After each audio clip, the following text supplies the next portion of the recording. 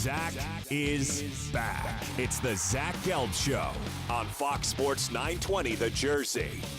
All right, welcome back in. 5:16 is the time for the Princeton Orthopedic Associates Studios. Some more NCAA tournament talk as we do have the Final Four, and we're getting ready for the games in Arizona that will commence on Saturday. Before you know it, we'll have the national championship game a week from today, Monday, and you can listen to the national championship game right here on Fox Sports 920, the Jersey WNJE, Trenton, Philadelphia. Now joining us on the show is someone that did get to play against South Carolina this year. He was coaching against them, and that's the Vermont head coach and John Becker, who's kind enough to hop on board with us right now. Coach Becker, Zach Gelb, appreciate a few minutes, and how are you? Good. How you doing, Zach? Well, we're doing great, and we've been keeping actually a keen eye on your program all year because we just had the Princeton assistant coach and Brett McConnell in the studio a few moments ago, and as he left, he said, I see you have Coach Becker coming on. They've been keeping track of your program all year because you guys had 21 straight victories, and Princeton, I think, got it up to about 19. So first off, before we talk about the tourney, just tell me a little bit about the run your team went on this year, being undefeated in conference play, and the job that your guys did this year. Yeah, our guys did an incredible job. Like you said, we won 21 games in a row. After we lost to Butler on December 21st, we didn't lose until the NCAA tournament when we lost to Purdue by 10. But, yeah, we won 21 in a row. We went 16-0 in conference, first team in America East history to do that, and then won the 3 games in the tournament, which were obviously the most important to get the automatic bid to the NCAA tournament, and got a 13 seed against a really good Purdue team, and we played really well that night. Had our starting wing blew his ACL out in the first half, which kind of hurt us, but obviously Purdue's really good. They went to Sweet 16, and a great year, historic year for Vermont. We won 29 games, which is the most in the conference history and UVM history. 21-game winning streak, 16-0 in league, all things that no one in the America East and at Vermont had ever done. So, historic season. Our guys did a great job. And you guys are only down by 1 1/2, and you mentioned the injury, and there's a lot of emotions as we know it going into the NCAA tournament and playing in one of those games. You could never prepare anyone for a moment after the game when you do lose a tough one, especially when you had a team that was just feeling it, getting 21 in a row. What did you say to that group after they walked off the court and you got to talk to them in the locker room after the loss to Purdue? Yeah, I mean, you can't be anything but proud. And as a coach, these guys did everything I asked them since the end of last year when we were up 15 against Stony Brook in the championship game last year at their place and couldn't hold on to that lead. Our guys were amazingly focused, determined since that loss to get back to the championship game, get it at home, and to really win it. And they did everything they set out to do. Obviously, we faced a really good, Purdue team that won the Big Ten by 2 games. And, obviously when one of your seniors who's been one of your best players blows out his ACL, you feel awful for him. But nothing but really proud coach, really an honor to coach this team this year. And, we'll miss our 3 seniors, but we bring back quite a bit, and we're looking forward to trying to do it again next year. Coach Becker with us right now on the Zach Gelb Show. Coach, you got to see South Carolina back in December. They were a top 20 team at the time, but I saw the odds in March 9th of that team to win the championship are at 300-1. What impressed you so much when you saw South Carolina back in December? I mean, you have to start defensively. They're gonna play on top of you. They're going to deny one pass away, and essentially you can't run offense against them. So, the game before us, they played Michigan and held them to 50 points, and, they're not going to let you run your plays and run your stuff. So, we just tried to spread the court, tried to attack off the bounce, draw help, and then trust our guys to make good decisions. And, we ended up losing by 18. It was a closer game than that at their place. And our guys, for the most part, did a good job. Silva, the big kid, does a great job of blocking shots. And then with Dozier and Thornwell, you got 2 guys that can really score it. PJ has an NBA-type mid-range game. He really can get to spots, the elbows to nail. rise up and knock down shots. And Thornwell, obviously was player of the year in the SEC, had a great year, and he's just a big, strong kid that could score at all three levels, so he's a tough cover. So they really depend on those two guys offensively, and then they depend on their defense to create offense, transition opportunities for them to get easy ones. But the first thing you have to realize is you're not going to be able to run defense. You know, most of us coming up are taught stay between your man and the basket, and they stay between the ball and their man, which is a different kind of philosophy. That is, and they have the athletes to kind of make life very difficult for you. And it's really not a complex style of defense. And I love the point where you said you have to trust your players in making the right decisions, because they just do such a good job at taking away the passing lanes, and they try to get you to bait into making that a cross-court pass or maybe that secondary pass that looks like it's open, and they just have guys that play with such great effort and just get those hands in the lane. How do you know that your guys are ready for a moment like that, and how do you try to get them not to fall into that trap of making a pass that looks like it's open but it really isn't? Yeah, I mean, you're going to do that a couple times, and so you got to just make sure your guys continue to be aggressive and continue to be confident. They're going to turn you over. They turned Florida over, 12 times or something in the first half. They're going to do that to you. You got to just learn from it and continue to be on the attack. And, you can't replicate it in practice as much, but you just try to work on it in practice, spreading the court, and making plays. And I think it's one of those things, like if we were to play South Carolina now, we might have a better, early in the year it's even more difficult because, the team's kind of still trying to figure itself out. So trying to figure yourself out against a defense like South Carolina at their home court is not a great recipe for success. But at this point in the year, every team's probably played someone that's played a similar, maybe not as good, but a similar type of defense. There's teams like West Virginia and South Carolina, these unconventional defensive teams that, really force you to be individual. And, it's hard to prepare for, but, I thought Florida did a good job for most of the game, drawing help, kicking out, for threes. If your bigs can stretch the court, that's going to be a huge deal because their bigs are going to want to sit in the paint and block shots. So if you have bigs that can step out behind the three-point line, your guard should be able to create opportunities for them. So I think that's another thing to look for. Everything's in sync right now with Thornwell, and he's been sensational in this tournament. Big game after big game, 29, 24, replicated 24 again, and then puts up 26. In this tournament. When you guys played him, you held him to 11 points, and I think he had like 25, 29 minutes, something like that. What does Gonzaga have to do if they want to slow that kid down? Well, you just got to make everything contested. You got to make him work for everything, try to keep him out of transition. But now Gonzaga is a really good defensive team. And one thing, I'm a defensive coach. We were, I think, 11th in the country in defensive efficiency this year. But what I've been excited about with this tournament is the best, outside of North Carolina, the three other teams are really, really high-level defensive teams, Gonzaga being one of them, and so they're going to have plenty of bodies to throw at. I really think Dozier and Thornwell, the two guys you got to concentrate on. That's the key. Those two guys, and I think they got the bodies. They could put size on them. They could put quickness on them. Give those guys different looks and make them earn everything. If they earn everything, it's going to wear them down a little bit. And those guys play a lot of minutes, and so I think that's what Gonzaga would do. But they're a really good defensive team too, and so that's going to be a slugfest.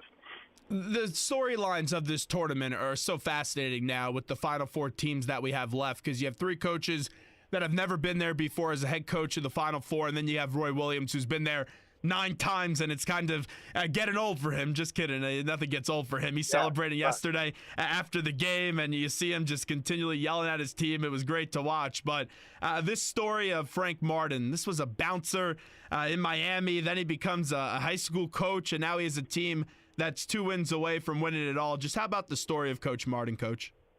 Yeah, no, it's great. And he's all this stuff that's been talked about him on how his on-court persona and off-court personas, how different they are.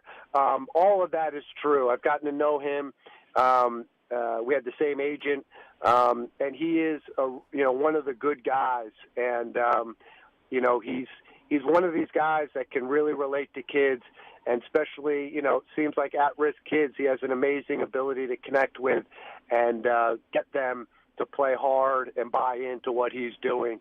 And whether he's been at Kansas State, he was in our league when Northeastern was in our league. He was an assistant for Ronnie Everhart back in the day when we had T.J. Sorrentine and Taylor Copperath and such. So he's been around, and I can relate to his story. I'm a guy that's bounced around myself early in my career, and so you like to see guys that have taken unconventional paths or done things differently get to the highest level of our sport. So I'm a huge fan. And he had a lot of success at K-State, but when you take a new job and you're a coach that doesn't have the resume compared to some of these other guys, how do you just know when you get that big job that, hey, you're ready for this moment and you really just continue to do the way that you've been brought up to coach?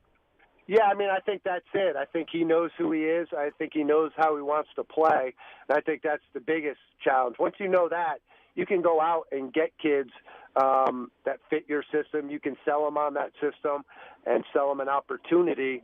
And, I'm sure he sold these kids on, let's do something at South Carolina that no other team has done, and then they've gone out and done it. And as a coach, that's the most gratifying thing, when you can set a goal, sell kids on it, get them to come and buy into that, and then deliver. I think that's the ultimate. And they got lucky. Dozier was a local kid. His parents played at South Carolina. I think he was a huge get for them as far as credibility. And then they filled in pieces around him and have a Final Four team, which is just tremendous. Wrapping up with Coach John Becker of Vermont right now on the Zach Gelb Show, Fox Sports 920 The Jersey. I have to ask you about that UNC-Kentucky game yesterday because it was one for the ages. And really from a coaching perspective, down the stretch, that's as good as it gets. But the timeout decisions are so crucial. Roy lets him play. Cal said after the game that he regrets not taking the timeout. Since you've probably been on both sides of that and deciding, do you take a timeout or do you not take a timeout, how tough is that decision? Because you don't have a lot of time to make it. Oh, it's so difficult. It's so difficult. And, you beat yourself up when they end up scoring on the other end. Wish I called a timeout, could have set my defense. But they had all the momentum, too. Kentucky, making 3 threes in the last minute. It's a little frantic, a little helter-skelter. Do you want to give a Hall of Fame coach an opportunity to draw something up? It's just one of those things. There's no right or wrong. But when it ends up, being the wrong decision or ends up they make a basket, that's something that will eat at Coach Calipari probably all off season, and that's what is hard about this business. And not everyone in the media or everyone at home can understand how much we as coaches carry this stuff around from us in the off season, and we carry this responsibility and how serious this is and important this is to us. And so I feel for him, and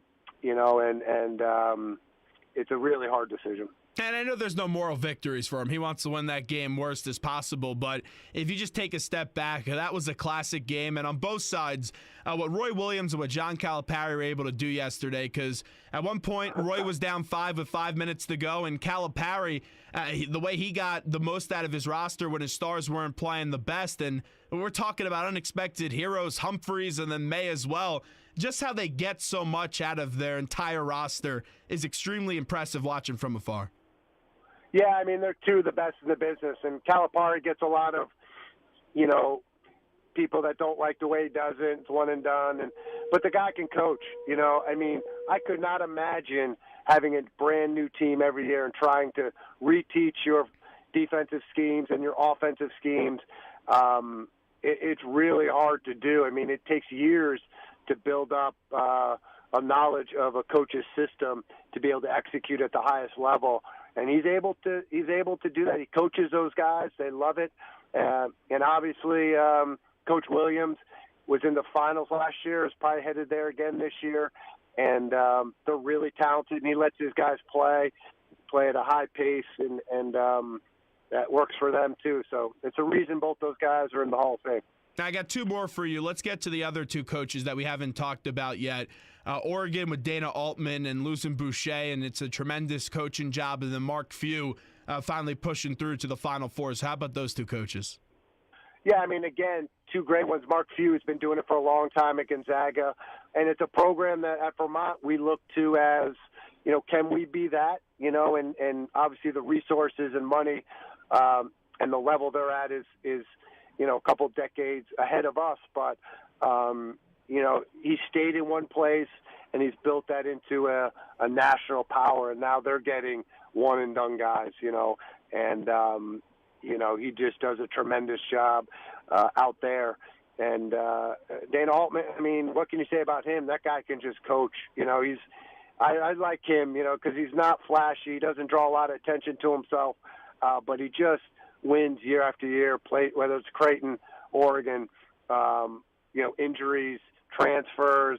They've had some off-the-court stuff that would be a distraction or could, you think, oh, maybe they're going to take a step back this year. But no matter who he has, he's able to coach them up and get them playing at a high level and get them into the tournament.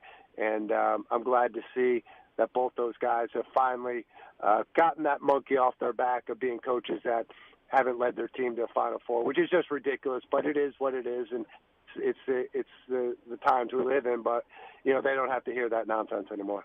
Coach Becker with us from Vermont. Coach, before we let you run, you have experience versus unexperience from the coaching perspective. Do you take the field or do you go with Roy Williams to win this whole thing, who's been to 9 Final Fours? Well, I like Carolina because they're really talented. They got bigs. They dominated the glass. I guess at times I thought in the first half, Kentucky late in that first half was getting a lot of second chance opportunities, but they have a couple bigs in there that can hold their own on the glass. And I thought in the second half really dominated the defensive glass. And they lost the way they lost last year. It just seems like, they're on a, redemption tour, and you got to think are the favorites right now. But I don't know. All these coaches are really experienced. Once and having coached, at our level, and then get to the, coach at in the national tournament and stuff like that. Once the ball gets thrown up, it's just another game. The arena may be bigger.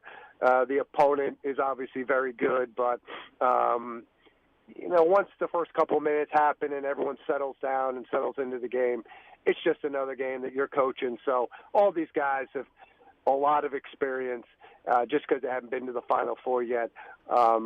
Maybe in the lead up to the game, Roy's going to have an advantage, having been there so much, understanding how to keep the distractions down.